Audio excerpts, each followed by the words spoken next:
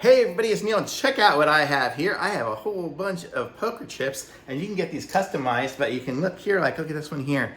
This has a, I don't know, these have like $500 or 500 tokens or 500 whatever. They're the 500 ones, so these came, and they're printed like this on there.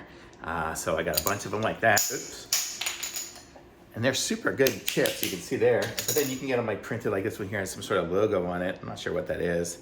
But you got them in a color, and they got little stars around the side. And see, this one here has the hearts and diamonds, the different player types. And so you can have the different types of chips. It looks like I got two different types of chips here. So I have a bunch of ones with the 500s, and 500s look like they're the same on both sides, but you can get them printed with whatever, which is really cool. So I'm gonna upload my logo in there and get a bunch of chips with my logo, and maybe like on the back probably put like a QR code so people can come and find my review videos channel. So how cool is that? So you get a whole bunch of these chips. I don't know how many there are here, it's probably 30 or so, but that's them, and they are super good quality. I mean, they are really nice. Oh, look, here's a plain one. So there we go. So that's what they look like, and this is how they are. So totally cool. Thumbs up.